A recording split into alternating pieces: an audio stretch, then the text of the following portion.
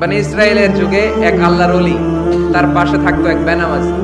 ঘর থেকে বের হইলে বেনামাজির দেখলে বলতো এই জাহান্নামী। বিকেল বেলায় ঘরে আসার সময় কিরে জাহান্নামী, আবার দেখা হইলে এই তুই তো জাহান্নামী, খালি ডাক দিত জাহান্নামী বলে।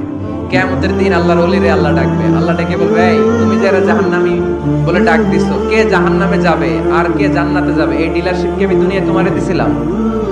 তো তুমি ওরে জাহান্নামী কেন বললা? মিথ্যা কথা বলে যে টাকা কামাই করবেন এগুলো দুনিয়া থেকে নিয়ে যেতে পারবেন? কাফনের কাপড়ের পকেট আছে? পকেটও নাই, নিয়ে যেতেও পারবেন? যাদের জন্য মিথ্যা কথা বলছেন, ছেলে সন্তান, স্ত্রী, পরিবারের লোকজন, আপনি দুনিয়া থেকে যাওয়ার পর কিয়ামতের ময়দানে যখন ফেরেশতারা মুগুর দেওয়ার জন্য ধরবে, যখন শাস্তি শুরু হওয়ার পরিকল্পনা হবে, তখন আপনার ছেলে মেয়েরা যায় বলবে আল্লাহ আমার আব্বাকে কিছু বলিয়েন না, উনি যত 2 নম্বরে চিটারি বাটপারি করে ঢাকা শহরে বাড়ি গাড়ি করছে এগুলো সব আমাদের জন্য করছে, ওনার একার জন্য করে নাই, অতএব শাস্তি আমাদেরকে দেন, ওনাকে ছেড়ে দেন। বলবে দিন দুনিয়ার মালিক আল্লাহ বড়ই মেহেরবান, হেফাজত রাখিও আল্লাহ, হেফাজত রাখিও আল্লাহ, আমাদের ঈমান ইলাহি রহিম রহমান।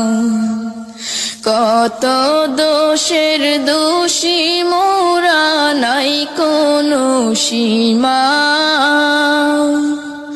কত দোষের দিন দুনিয়ার মালিক আল্লাহ বড়ই মেহেরবান,